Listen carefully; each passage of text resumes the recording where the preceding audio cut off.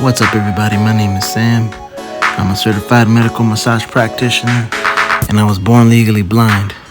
And today I'm going to show you how to do a clinical body work for neck, shoulders, and back using your somatosensory system or your sense of touch to help treat some of these issues. First, we're going to start off with warming the tissue to get familiar with your work area, to find your flow, and to become in tuned with your mechanoreceptors, to start feeling some of the deeper fibers within the muscles. From here, we're going to start going into what's known as an isolated myofascial stretch by using my elbow to compress in one direction and my hand to stretch in the opposite direction.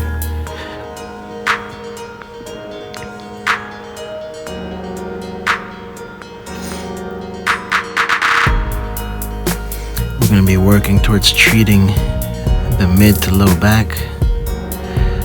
First starting with warming, find our flow, become in tune with your mechanoreceptors into a sensory compression to find the deeper fibers of strain and tension. And then going into what's known as an all or none action potential technique by having your client engage their arm while you create resistance. It causes the muscle fibers to contract, increasing the action potential. And when it disengages, the resting potential in the back will occur, and you can follow the muscle as it disengages, utilizing your ability to tune into your mechanoreceptors to feel when the fibers start loosening, to start taking advantage of the vulnerability of the muscles going into resting potential. Once that's completed, we can go back into a isolated myofascial stretch or some deep strokes of the fibers and start warming for the next area.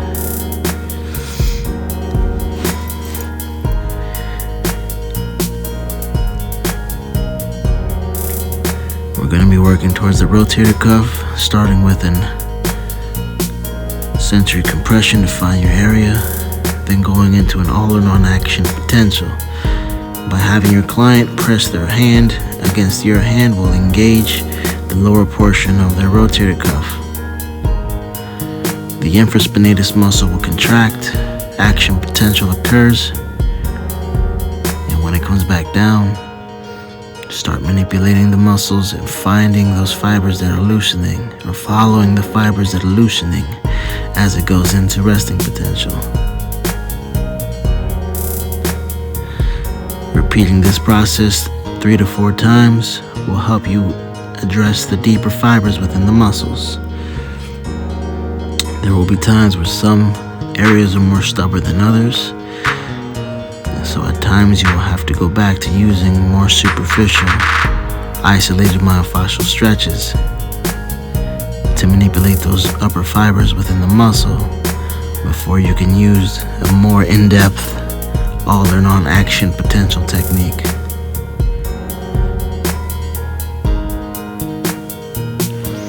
Once you feel those fibers have somewhat loosened, go back into a sensory compression, into an all or none action potential technique. Have the muscle engage, create the resistance, action potential occurs, and when it comes back down from contraction, resting potential will happen, and you use your senses, your mechanoreceptor senses, to manipulate the deeper fibers within the muscle.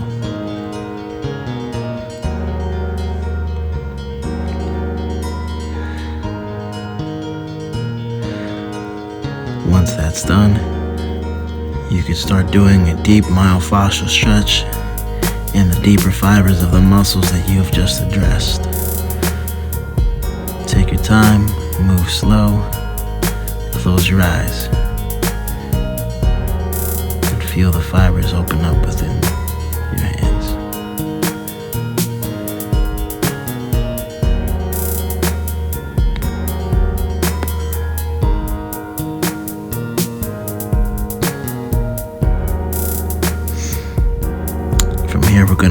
addressing the third and fourth head of trapezius, have the client engage their arm upward, create the resistance on the back side of the arm. Will help engage the fourth head and third head of the trapezius. Action potential curve, and when it goes into resting potential, manipulate the deeper fibers.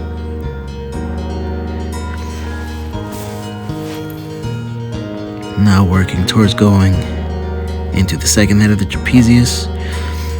Use your sensory compression, find your spot, create the action potential,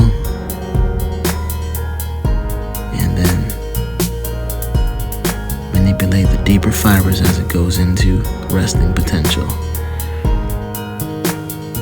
Remember to close your eyes and follow the muscle as it disengages. Contraction will occur, the fibers will tighten. Maintain your pressure, and as it disengages, the fibers will loosen and relax underneath your pressure of your compression. And then start manipulating as it goes into its resting potential. Once you're done, flush the area. Now working towards treating the paraspinal of the back or the erector spinae muscles, starting with the right side into the inside of the lamina groove. Start with the sensory compression to find your area. Then have your client slowly engage the opposite leg upward as you create resistance with your hand on the leg.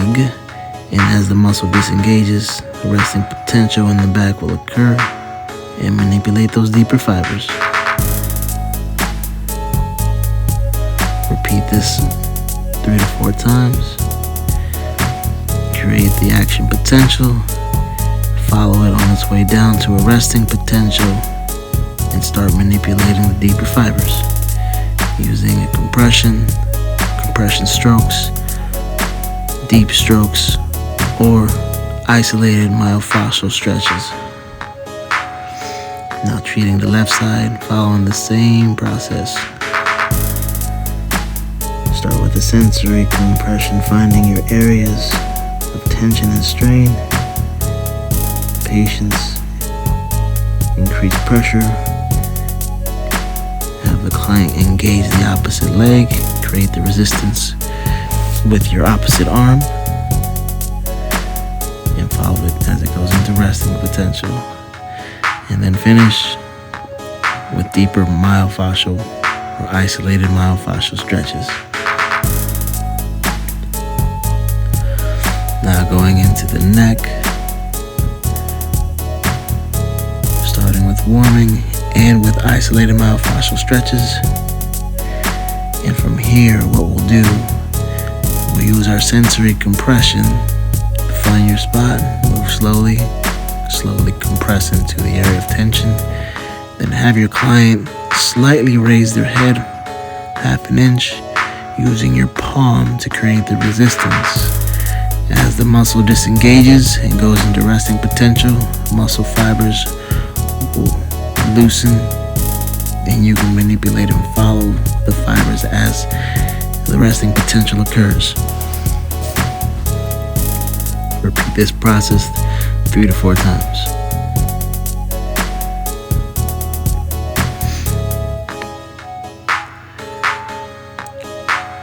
Sensory compression is key for all these techniques. To slowly work towards a deeper compression,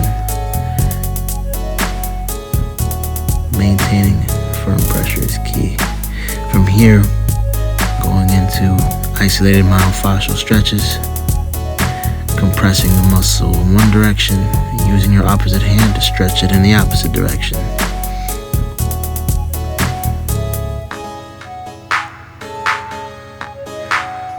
Remember to close your eyes, let your mechanoreceptors take over, and take your time. Patience is key.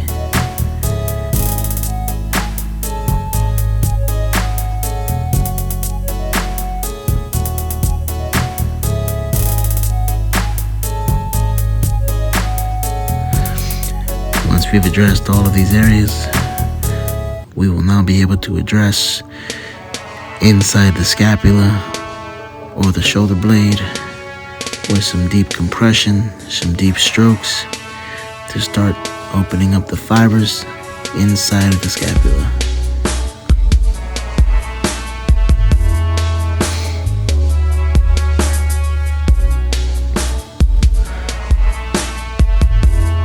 Flush the area out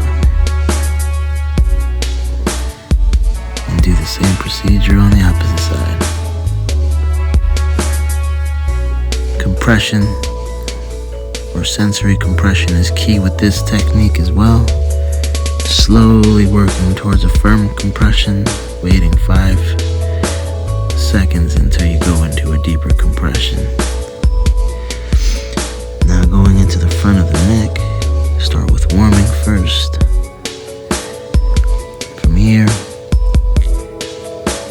doing an isolated myofascial stretch around the fibers of the neck by the collarbone or the clavicle to open up all those congested fibrous layers, all that myofascial congestion.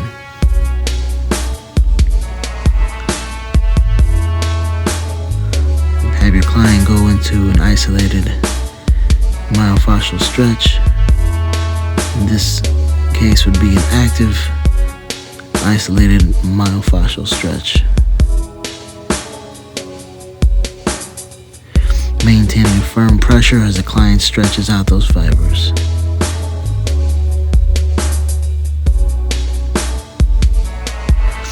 Now we're going to treat the SEM, starting with an isolated myofascial stretch around the insertions, and then working our way to the attachments.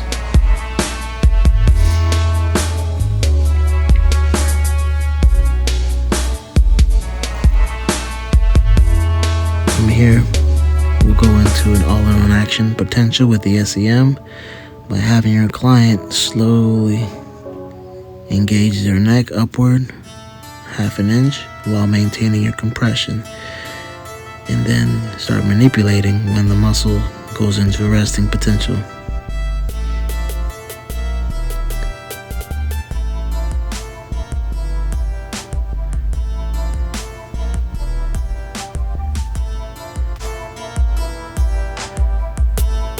Remember to close your eyes, take your time, allow your mechanoreceptors to take over and find your flow.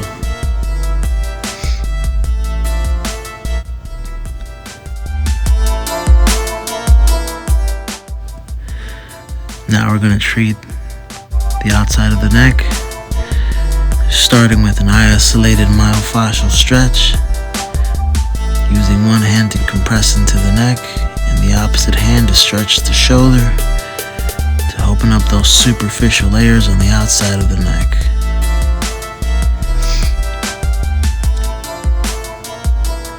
When using an all-in-one action potential here, have your client press their head against your forearm, and when resting potential occurs, start manipulating with the opposite hand.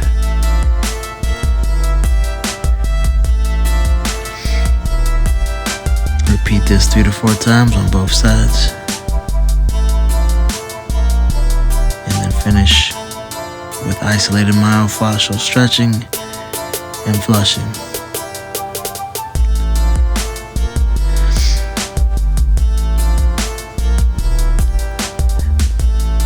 An isolated myofascial stretch of the second head of the trapezius, and an active isolated myofascial stretch, and then finish